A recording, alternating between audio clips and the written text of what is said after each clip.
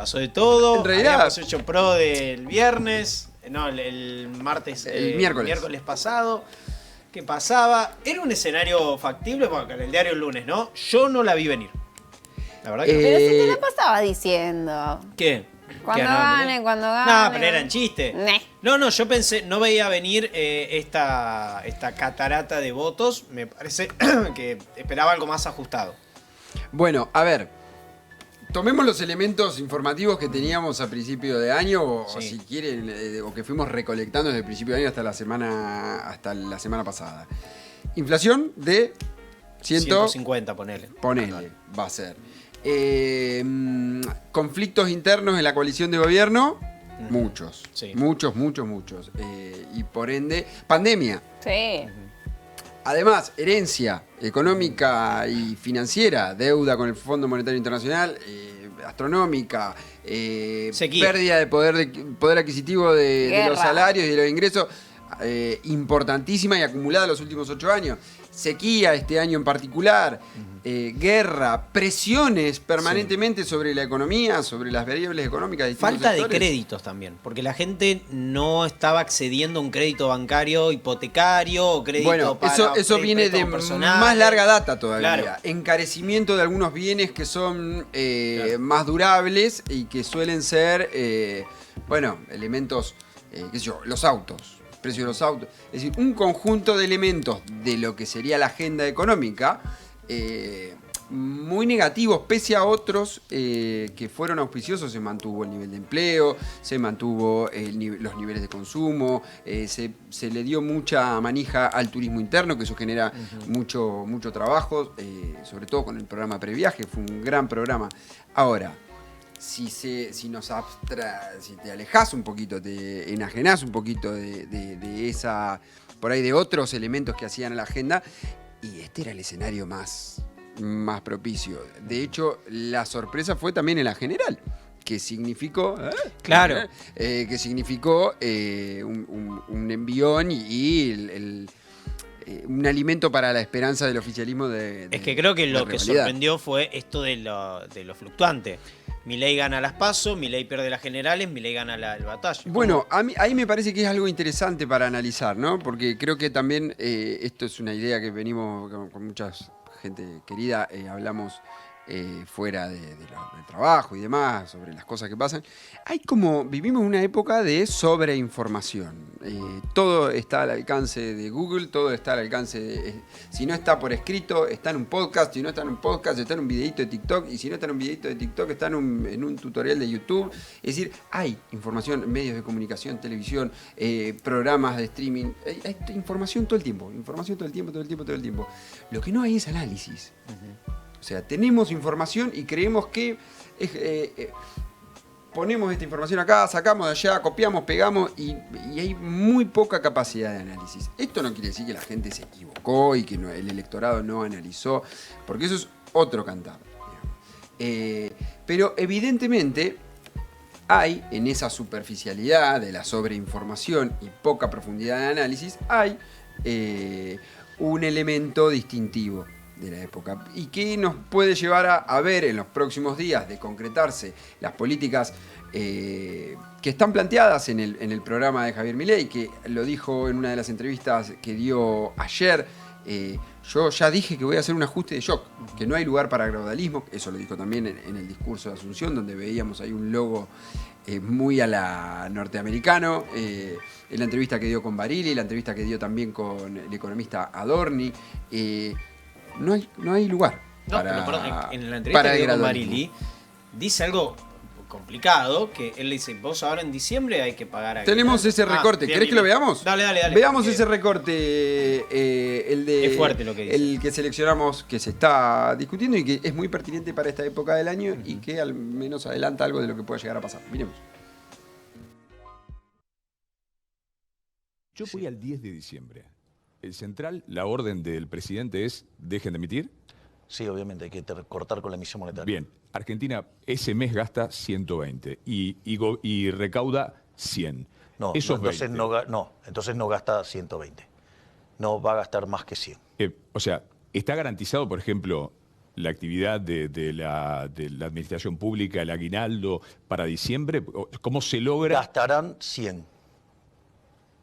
¿Cómo se logra ese equilibrio si recortarán lo que tienen que recortar? ¿Eso se lo pidió al presidente Alberto Fernández o no? Es que se va a desligar de eso porque eso va a caer en el último tramo de diciembre. Pero sé que lo tengo que enfrentar, pero hay que ir a equilibrio fiscal. Y él lo dice en un pasaje de la entrevista con Adorni, creo que es, o lo viene diciendo, yo avisé. Yo voy a hacer ajuste. Yo creo que lo que no se le puede juzgar a Milei es traición, mentira. Tal cual. No. A diferencia de Macri. Igual, nada, relativicemos también una cosa. Una Navidad con imaginación. Claro. Bien, sí, ¿no? A comer arroz. Pero pará, también hay que blanquear o plantear una cosa. Sacó 56%. Sí. O sea, hay un 56% de la población argentina que quiere esto. Yo no creo que quiera esto, que literalmente. Yo no creo que quiera el ajuste, literalmente. Pero es interesante para analizar el fenómeno electoral, las adhesiones. Primero, Milei en la general, en la PASO sacó 7 millones de votos. En la general sacó 7 millones, un poquito más. O sea, casi el mismo. En la segunda vuelta del balotaje sacó casi 14. O por ahí. O sea, duplicó la cantidad de votos. ¿Eso qué quiere decir? Que tuviste el doble de gente que te apoyó. Sí, pero te apoyó en un escenario de polarización con el candidato ministro de Economía de, como dice Tomás Rebord, el peor gobierno peronista de la historia. O sea, la peor versión del peronismo fue esta, y así todo llegó al balotaje, metió 37% de las generales, tiene una cámara, un volumen de legisladores importante.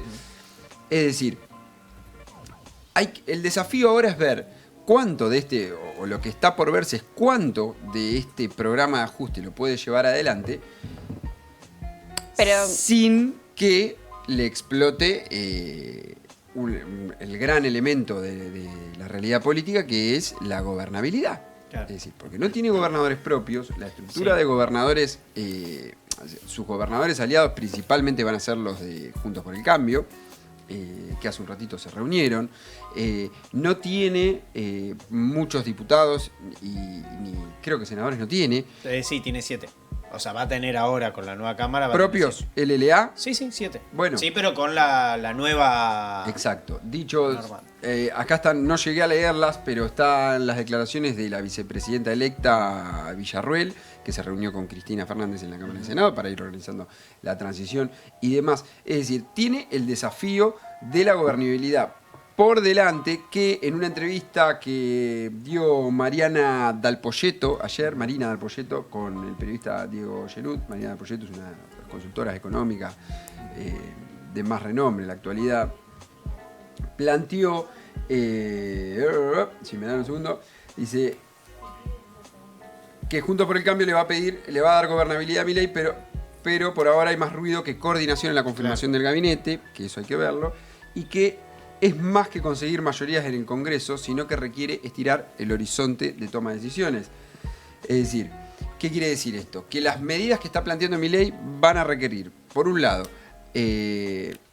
apoyo del Congreso y acompañamiento del Congreso, para lo cual necesita construir mayorías, que eso, por ejemplo, en el caso de los gobernadores, ahora vamos a ver un fragmento que habla de la obra pública, pero uno de los elementos clave de negociación con los gobernadores y los legisladores que responden a esos gobernadores para que den apoyo a las distintas leyes. De hecho, se está preparando una ley ómnibus, una mega ley que tiene un montón de elementos, y entonces van a ir pasando varias cosas en una misma ley, por ejemplo, reforma del Estado, y etcétera. Los gobernadores van a negociar acompañamiento de las leyes, es una de las cosas que se espera, digamos, no estamos haciendo futurología ni nada, pero es una de las cosas que se desprende del análisis, a través de negociar apoyo en el Congreso, a través de fondos para la obra pública. Porque ¿qué va a pasar con la obra pública? ¿Qué dijo Milei que va a pasar con la obra pública? Si quieren, Lu, tenemos ahí a mano los fragmentos de las entrevistas. Primero, lo que decía Gabriel Catopodis, para poner un poco en contexto, todavía ministro de Infraestructura, que incluso hoy anunció, ahora lo vamos a ver. En una entrevista con Fantino, ¿no? Una entrevista con Fantino de hace poquito. Veamos ese primer fragmento que se viralizó. Si el Cuando primero, Milei y después todavía era vemos candidato. la entrevista del fragmento de la entrevista sobre obra pública con Fantino que dio ayer el presidente electo Javier Milei. Claro, lo de Catopodis es Milei todavía candidato. Todavía en el marco de la campaña de cara al balotaje. Bien, a ver si lo tenemos entonces. No, la gravedad es que se pare toda la obra pública, eso es lo triste. Pero esperá que se la pare, Argentina- si se pare, le vamos. Escuchame, que la si se Argentina- para toda la obra pública, venite que acá, na- lo rompemos que juntos, Milei, naturalicemos- mírame, sí. si se para toda la obra pública, venite acá conmigo, Bueno, vamos pero con es lo que todo, está es lo que está Bueno, proponiendo. pero esperá Ale. que pase. Y yo antes, no, ¿por qué voy a dejar que pase? Voy a tratar de que no Bueno, pase. por- No, la gravedad es que se pare toda la obra pública, eso es lo triste. Pero Eso esperá que fue se la pare. entrevista que dio hace un tiempo, como decíamos, Catopodis, ministro de Infraestructura, militante, intendente, había sido intendente de San Martín, un hombre del peronismo bonaerense que ha tenido tiene una valoración positiva de manera unánime entre todos los sectores del peronismo, incluida la vicepresidenta Cristina Fernández, que se refirió a él como uno de los que funcionaba. De hecho, quiero decir algo, nota al pie. Hoy tuiteó Catopodis lo último, que el BID, el Banco Interamericano de Desarrollo, aprobó el financiamiento para la construcción del segundo puente Chaco Corrientes, una obra estructural que hoy tiene la inversión garantizada para el desarrollo productivo logístico. Es decir, hace falta infraestructura, hace falta obra pública, y ahora vamos a hablar del modelo propuesto por Milei después de escuchar este segundo fragmento de la entrevista, por favor. Esta es una respuesta a la que vas a dar importante para los políticos, los micropolíticos, intendentes y tantos del interior. Nosotros no tenemos plata. No tenemos plata. Con lo cual, esas obras pueden ser entregadas a el sector privado y que las termine el sector privado. Nosotros no tenemos plata. Si hay déficit fiscal, ¿Y con qué te la paga el intendente? que busquen la forma de financiarlo. ¿Eso va a ser para todos?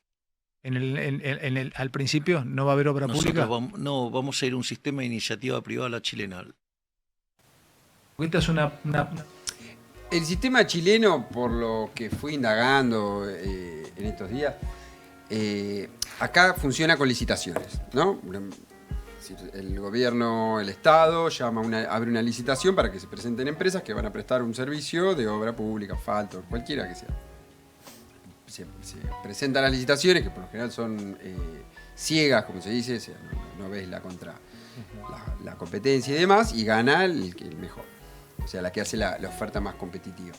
El sistema a la chilena es con concesiones. Es decir, te doy la concesión y hace toda la obra un privado. El tema es que, como bien dijo Milei... Pero igual el Estado tiene que mandar a hacer la obra. ¿O no?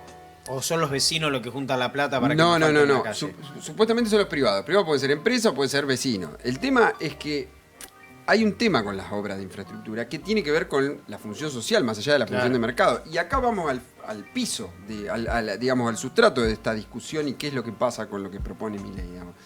Milei es un fundamentalista del mercado, digamos. Es decir, toda la vida social está reducida a las relaciones económicas. Por ende a las reglas que rigen las relaciones económicas en el mundo en el que vivimos, que son las de perseguir ganancias, maximizar ganancias, de la forma que sea, en el corto plazo, en el mediano plazo, en el largo plazo. Es decir, que una obra pública va a tener razón de ser, es decir, se va a encararse en tanto y en cuanto signifique una rentabilidad para un privado. El tema es que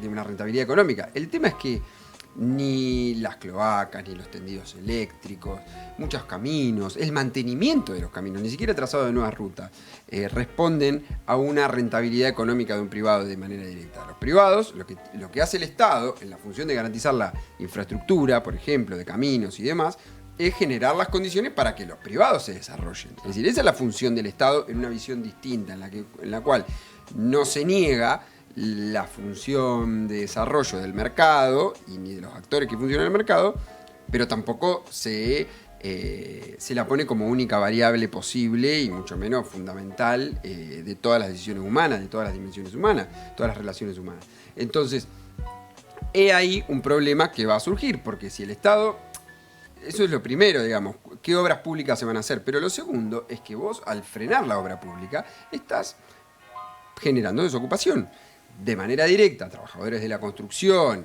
y empresas que prestan servicio de obra pública, pero también de manera indirecta. Los que dan insumos, los que venden insumos para la obra pública, los que venden servicios para el desarrollo de esa obra pública, que van desde servicios de diferentes índoles hasta servicios elementales, de ropa, comida, alimentación, transporte. Es decir, lo que propone mi ley es una desregulación total de la economía y que se liberen las fuerzas del mercado que, lejos de ser fuerzas neutrales o apáticas respecto de los intereses ideológicos y demás, persiguen la maximización de la pero por eso, porque hoy la obra pública también la hace un privado que contrata al Estado. A través de la licitación. Claro, pero acá no es un va a privado. ser el privado directamente y dice, bueno, hay que hacer esto, dice el Estado, ¿quién lo quiere hacer? Pero el Estado sigue mandándolo. Sí. Claro, porque yo, ¿qué soy? Los vecinos. Pero aparte que el Estado chileno, por ejemplo, veía hace un rato, también invierte plata en la obra pública. O sea, no es que es enteramente como lo plantea Milei. Claro, pero esa es la pregunta, sí. El Estado va a seguir, por ejemplo, pongamos ejemplos prácticos. Quiero que alumbre, pongan luminaria y asfalten mi calle. Eso hoy en día lo haría el municipio contratando una empresa por licitación que asfalte mi calle. O la provincia. O la provincia, Sí. bueno, pero pongamos que esa obra la hace el Estado con licitaciones. La idea es que ahora el Estado le dé la concesión a una empresa privada, pero le paga el Estado para que lo haga, ¿o no? No. ¿Y quién le paga? ¿Y por qué Vos. la va a hacer? Yo como vecino Claro. tengo que ir con el resto de mis vecinos a asfaltar la calle. Exacto. Contratás una empresa y Una empresa para que nos asfalte porque la usted calle. tiene la necesidad. Claro. Para que no se te rompa el Digo, auto. Para teniendo que no en cuenta se te que llene. asfaltar una calle debe salir unos, no sé, $200.000, ponele. No lo Asfaltar sé. una cuadra. No lo sé. Me tengo que juntar con mis 5 vecinos a pagar $200.000 para que te asfalten la calle. Exacto. Son buenos votando. La gobernabilidad, decía Dalpolleto, acá encontré lo que quería comentarles hoy. Dice, tiene 3 dimensiones. Dice, uno es la calle. Digamos, que no se te prenda fuego la calle, ¿no? ¿Quién va? Y esto depende de quién va a pagar el ajuste. O sea, Milei tuvo en la plataforma electoral, es decir, le reconocemos que él dijo, yo voy a hacer un ajuste de shock. Ok. Pero no es una persona enteramente honesta, o no fue en el marco de su campaña, no fue del todo claro, porque si no, no hubiera ganado. ¿Quién va a hacer el ajuste? ¿Quién iba a pagar el ajuste para Milei? ¿Quién dijo que iba a pagar el ajuste? La casta. Bueno, ¿quién es la casta? Ese es el tema. Pero pará, en el considera discurso casta? de Milei, ¿quién era? Sí, la los casta? políticos. La política. Los políticos y sus socios y sus aliados de la casta, qué sé yo. La casta, porque es lo que él llama la casta política y lo dicen todos sus entrevistas. Ahora,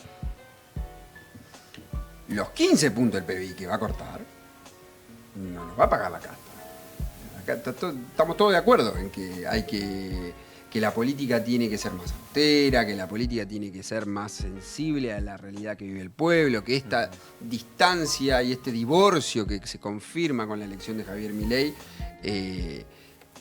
entre la sociedad y la política, por razones de diversa índole, demuestra que es necesario modificar esas formas de la política, que tiene consecuencias negativas, que no puede ser que los políticos sean millonarios y la gente se cague de hambre, que no puede ser que la gente no llegue al 20 con el ingreso, los laburantes, las laburantes, los jubilados, todo el mundo, todo el pueblo, y los políticos sean millonarios o tengan gestos que son desapegados de la realidad del pueblo, que es el soberano, la ciudadanía. Entonces, el punto es, ¿quién lo va a pagar? ¿La política? No lo va a pagar la política.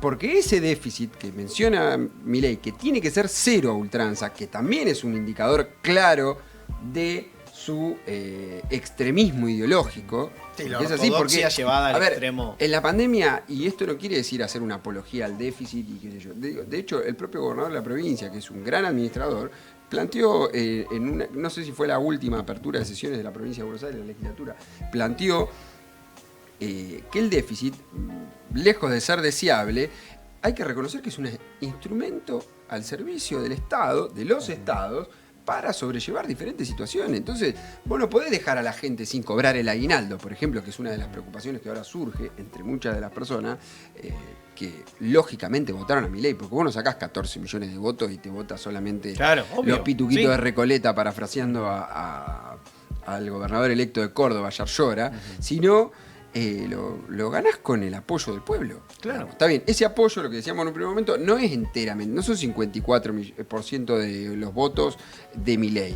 Milei tiene un 30% de esos votos, que es un 20%, 21% del padrón, digamos, del electorado. De los que participaron en la elección representa un 30%, pero del conjunto de personas en condiciones de votar es un 20%. O sea, ¿qué quiero decir con esto?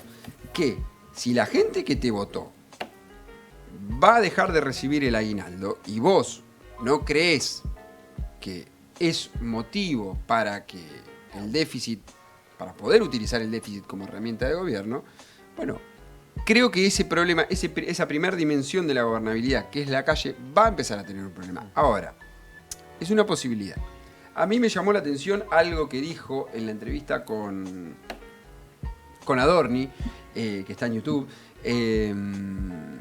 respecto de la reunión que tuvo con Alberto Fernández. Estuvo reunido ayer en la Quinta de Olivos, se iban a reunir el lunes en primera instancia, se reunieron ayer al final. Estuvo la foto circulando. ¿La vieron la foto? Sí, que me gustó mucho el meme que dice cuando tus viejos te encontraban un porro. Ah, sí. Están los dos serios así. Estaban los dos con cara- serios ahí atrás, ahí Tenemos tenemos que la hablar. foto. Ahí está, ¿eh? Tiene una Sí. forma muy extraña de ¡De sentarse! Gracias, Se por sienta fin en el que lo borde. entendí. ¿Por ¿Por qué qué? se sienta en el borde? Y porque para mantenerse derecho. Pero es Muy raro. extraño. boludo. Lo han En la- criticado. Yo Acá. te voy a decir que a veces me siento en el borde también. En la- Ahora me en- siento con culpa y me tiro para atrás. En la entrevista con Jaime, Jaime Bailey, sí. también estaba sentado de una forma También. muy extraña. Se sienta Siempre muy en se el sienta. borde. Bueno, Está al borde. Rari. está al borde. Está al borde. ¿De Rari, qué? rari. De la silla. Rari es el lenguaje corporal. Claro.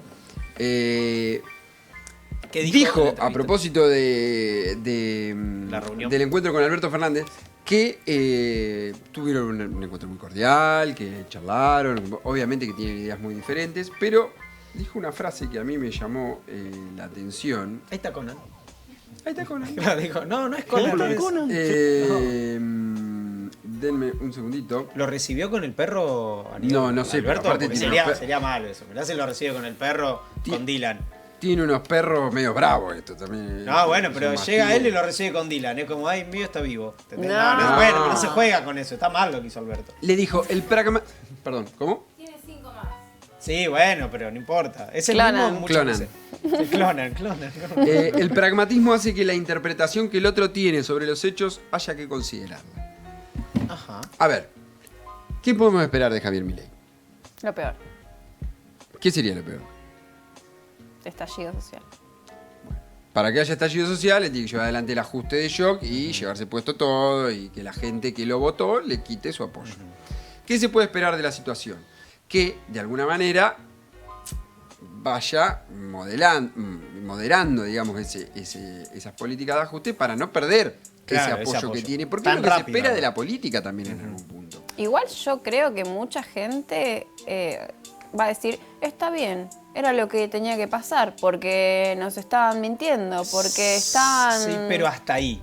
Pero Porque- eso no es 54% No. del electorado. O sea, yo te digo, Eso lo puede si- avalar un 30, qué sé yo, 40. Si vos lo votaste y sos empleado público administrativo y llega diciembre y te dicen ¿Con qué no le vas va a a cobrar el aguinaldo, ¿Con qué va a comprar los regalos pero no de están Navidad? los cucas en el No, poder. pero no alcanza con eso. Pero Para hay mí no gente alcanza. que va a decir eso. yo creo que no. Yo creo que no Yo alcanza. creo que tampoco.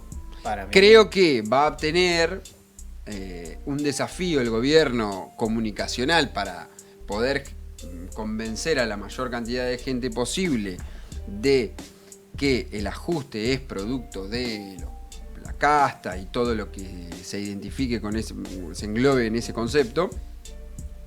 Va a tener que también llevar adelante una tarea institucional para lidiar con los actores que lo enfrenten de alguna manera, corporativos, llámese sindicatos, llámese cámaras de pymes, de comerciantes, organizaciones sociales y demás. Pero más allá de las instituciones, de los actores sociales ya constituidos, hay un fenómeno que se expresa acá, que es que los sectores, los individuos, la ciudadanía, no como individuos solamente, eligen o apoyan o le quitan apoyo a figuras de estas características independientemente de sus grupos sociales de pertenencia. Es decir, ¿qué quiero decir con esto? Que los trabajadores que lo votaron, que no cobren el aguinaldo, o que lo cobren a medias, realmente se van a bancar. Es una pregunta que yo tengo y que yo me hago de cara a fin de año, que suele ser siempre un momento muy álgido para donde se ve en mayor ebullición el clima social, sobre todo en momentos de crisis. ¿Quién tiene familiares? Saquen a los chicos que todavía, a los chicos que le escriben la carta a Papá Noel de la televisión. En este da para momento. allá, mirá, ahí está Conan. Ahí está Conan, ahí está Conan. Vaya para allá. ¿A quién le vas a comprar los regalos de Navidad? Te podés ajustar, te venís ajustando. Tenés un 40% de pobreza, tenés 3 trabajos y no llegás a fin de mes. Y encima te sacan el aguinaldo. Claro. Por eso, para mí creen es que el se lo contexto van? en el que se da todo eso. Porque la inflación no la va a bajar. O sea, y él lo aclaró. Y él lo aclaró. No De se hecho, va a bajar la inflación. Hubo un aumento del 40%. Claro. Porque muchas veces el fenómeno inflacionario se explica porque se anticipan a aumentos de evaluación de cambios en el tipo de cambio, justamente, de evaluación del tipo de cambio, aumentos en el precio de la nafta, es decir, se anticipan aumentos paritarios, es decir, hay siempre como un juego de especulación que forma parte del fenómeno complejo que son los procesos inflacionarios. Ahora, por otro lado, uno podría decir, esta legitimidad del 54%, que se da también en contraste con la crisis del sistema político identificada en la figura de Patricia Bullrich, del oficialismo, de Rodríguez Larreta, que no han podido imponer sus proyectos y por ende gana un outsider como Javier Milei, una persona que se lanzó a la política en 2021, digamos, si bien tiene presencia en los medios hace poco tiempo, pero una persona de estructura política, ¿le va a dar apoyo? No le va a dar apoyo. Le va a dar ese tiempo, como se dice, de la primavera, de los primeros tiempos. De hecho, una de las críticas que él le hizo a Macri es que, en su momento, ¿no?, que fue el gradualismo, ¿no?, que fue una forma más política que tuvo Macri de llevar adelante su programa de gobierno, de lobbies cruzados, como se decía, ¿no?, el sector financiero, el sector agroexportador, el sector de las transportadoras de energía, sector, es decir, un gobierno muy marcado por los lobbies, por las energéticas, muy marcado por lobbies corporativos, empresariales, cruzados, porque tenían intereses contrapuestos y eso fue llevando a la erosión del propio gobierno. Pero Milei dijo, y lo dijo en el discurso, no de Asunción, sino después de conocido el resultado electoral, no hay lugar para gradualismo. Acá va a ser ajuste de shock. Entonces, la gente le va a otorgar ese beneficio de un año que pide, de 2 años, de 6 meses. Nos vamos a encontrar con una retórica, con un mensaje político de la lluvia de inversiones llegará en el segundo semestre, como fue, recuerdan las palabras del que fuera jefe de gabinete Marcos Peña del gobierno de Macri.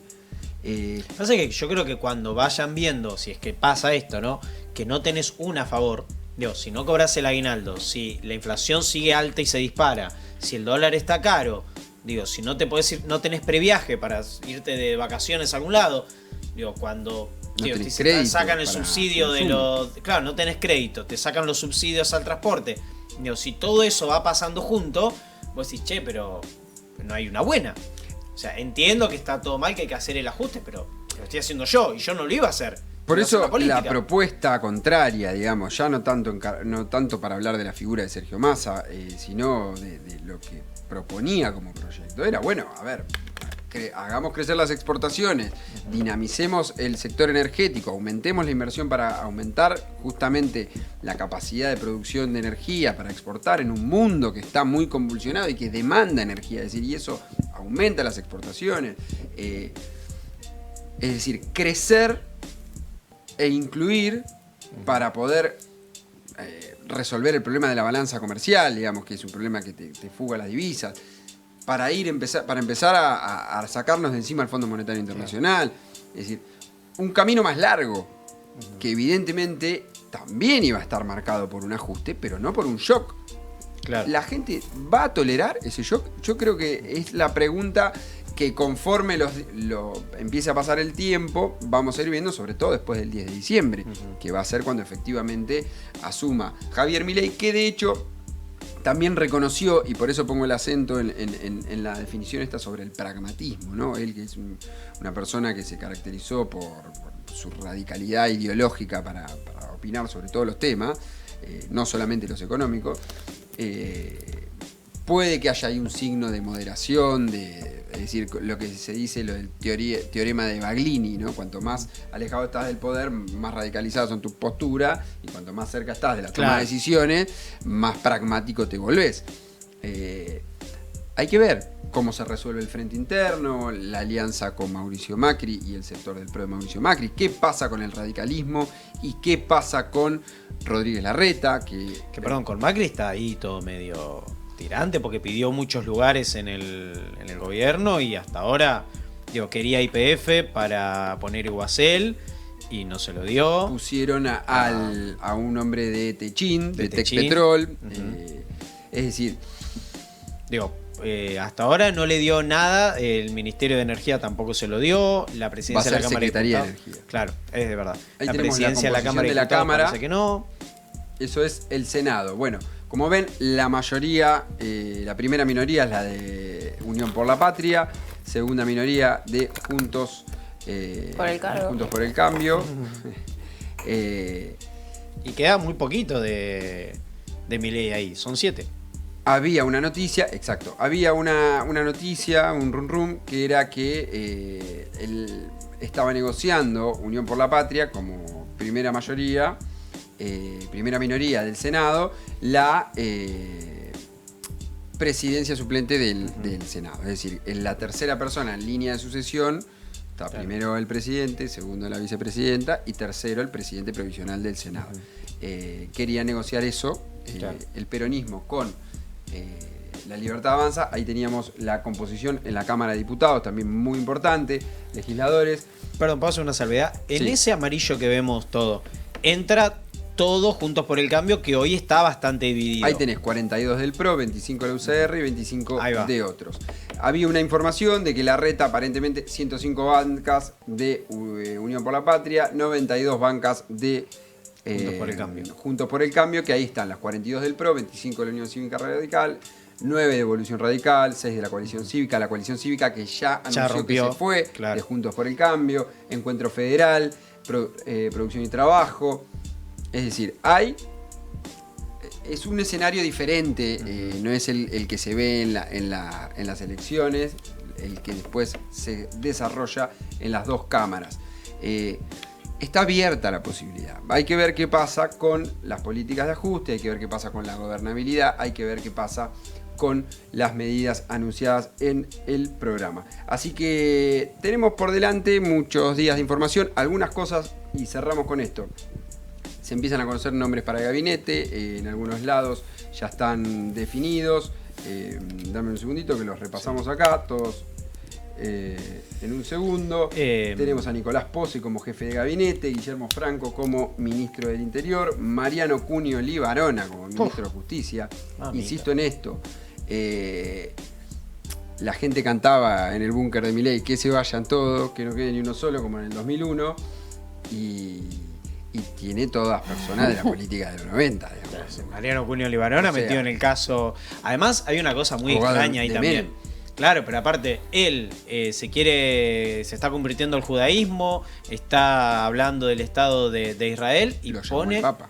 Lo llamó el Papa. Digo, pero pone a Cunio Libarona, que estuvo detenido por encubrimiento de la causa AMIA. Tal cual. Es raro. Es raro. Vivimos en una época de mucha información y poco análisis. Tremendo. Y no quiere decir que nosotros estemos haciendo el análisis correcto, ni que traigamos la verdad revelada, ni que Pero por lo querramos menos lo intentamos. iluminar a alguien. Pero, Claro. a ver, es raro. Es raro. Lo otro que quería decir, Javier Milei recibió un llamado del Papa. Me gustó en el pase que se hicieron a la mañana Tenenbaum con Siete Case y María O'Donnell. Lo que dijo Siete Case, digamos, el Papa le dio una lección de humildad a Javier Milei, digamos, lo llamó sin esperarlo, y de hecho subió un tuit hace poquito, hoy, el día de hoy, Javier Milei, donde agradecía a todos los mandatarios internacionales que lo habían saludado. Biden El primero lo fue llamó Pontifex.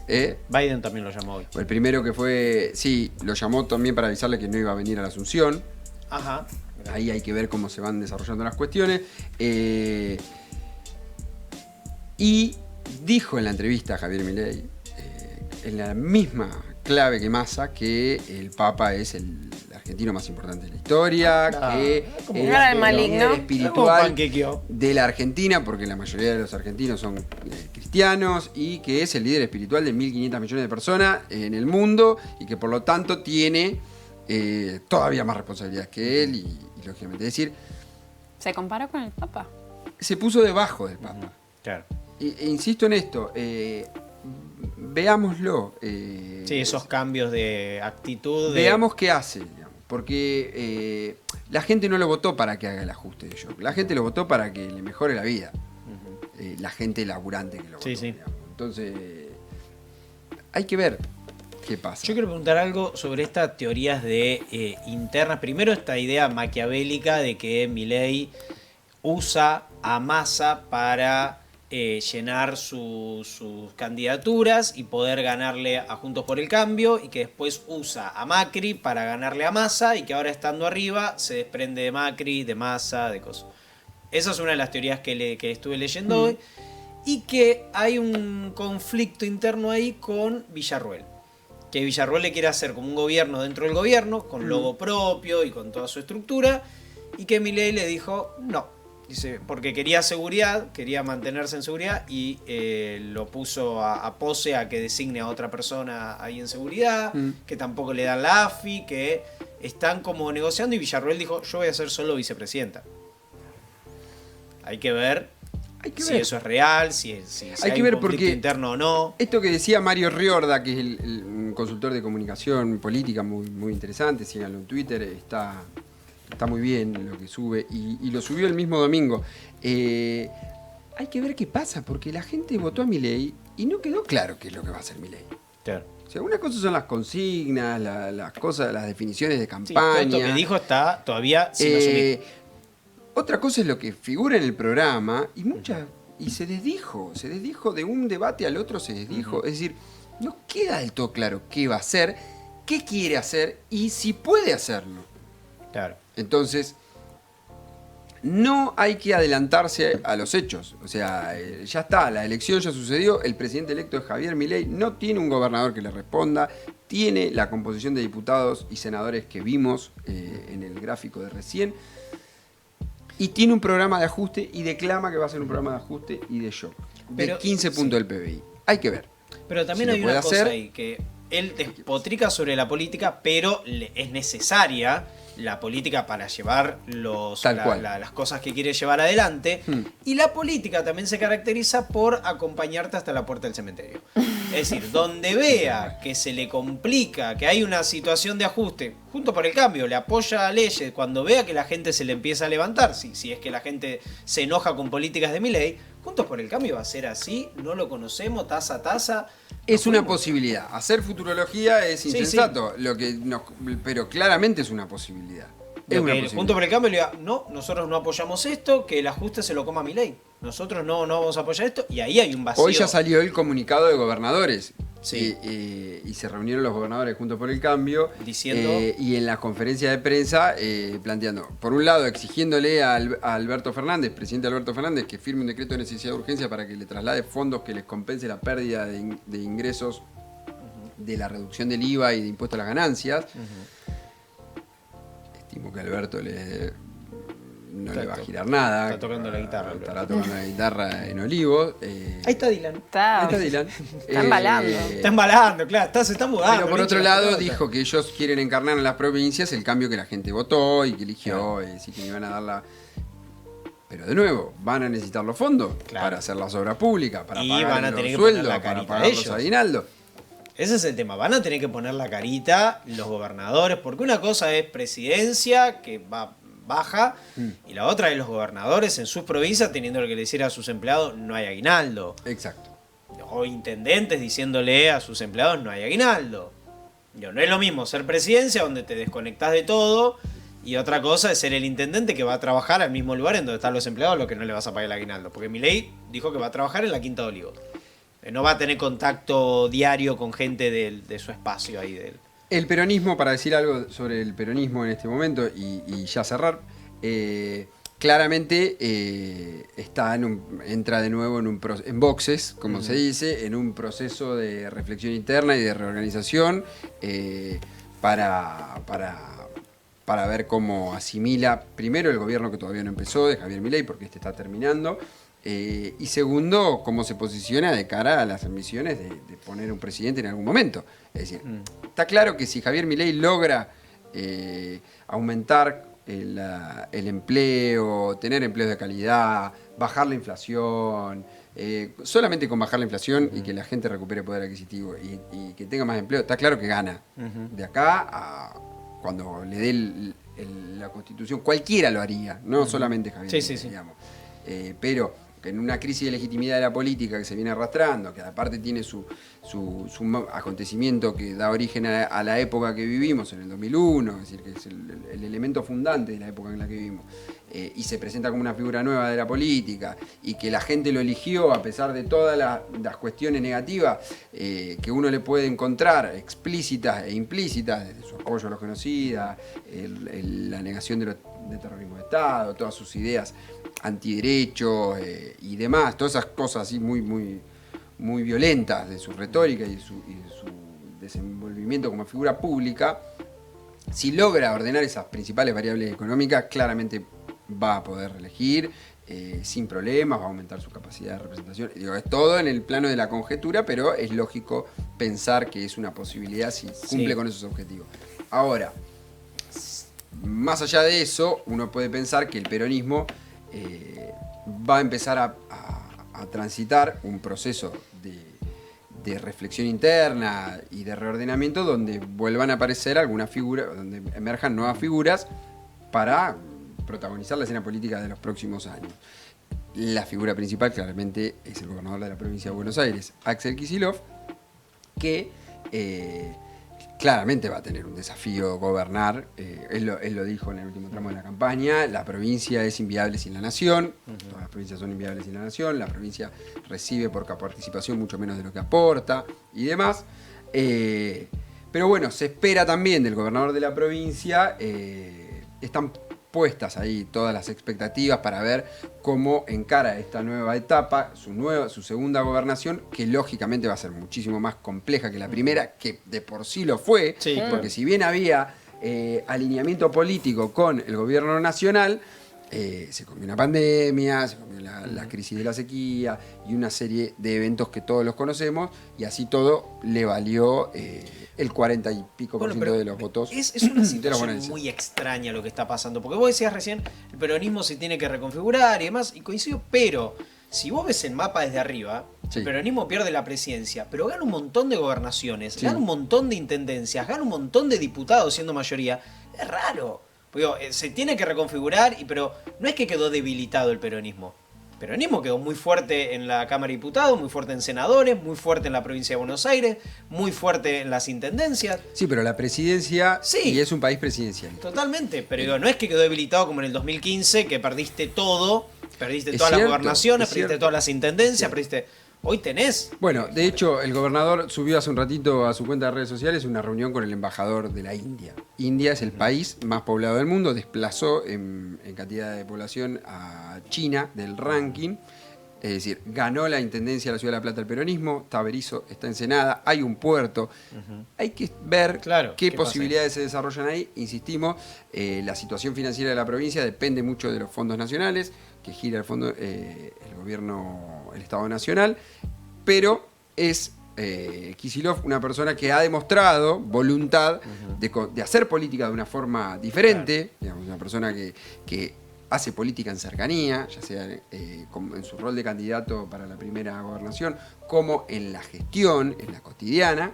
Sus ministros, sus gabinetes hacen política en cercanía y es una línea del gobierno, y también creatividad para la hora de administrar cuenta DNI.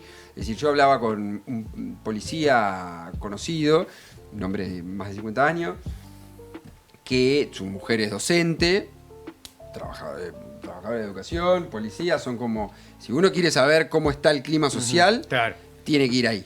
Tiene que ir a hablar con los laburantes y con algunos en particulares, así como decíamos lo de la estación de tren los viernes. Sí, sí. Bueno, anda el viernes al comercio y preguntale al empleado de la cadena de pollo que hizo el posteo, Sí, no le vamos a hacer tan publicidad, contento, tan el contento. posteo de índole religioso evangelista, pero que justo coincidía Sí, con... casualidad. Le preguntabas a ese y ahí tenías un termómetro, lo mismo que la policía. Y el policía, conocido, que yo le tuve la oportunidad de preguntarle, me había dicho que la veía muy difícil en la general, y yo fui a preguntarle porque una compañera de otro trabajo le había ido a preguntar a la general y le dijo: Kicillof arrasa. Con la cuenta de DNI arrasa, dijo. Y los sueldos de los docentes, tienen apoyo de todos los docentes Sí, y toda sí. la policía. 1 de cada 10 policías no lo apoya. Porque son los más jóvenes, que están con esto de mi ley, qué sé yo. Pero el resto lo apoyan todo. El jueves antes de la elección general. Miércoles. República Separatista de Buenos Aires, carajo. Mi Bueno. país. Mi país. ¿Sabés qué? Sacame esa bandera argentina y tráeme la bonaerense. No. Vamos a estar Rosas. acá. Mi país. Rosas, así. Sí. Exactamente. Y aparte, no solamente política de cercanía, viven en cercanía. Claro. Se los ve haciendo los mandados. Comprando figuritas. Ahora ya Comprando no compran. verdura y milanesa de pollo en los mismos lugares que ustedes. Y quejándose diciendo, qué gobierno de mierda. ¿Qué Che, gobierno caro de- que está todo. Se aguante mi dijo. No. Gracias, Lautaro, por ¿Cómo? haber venido.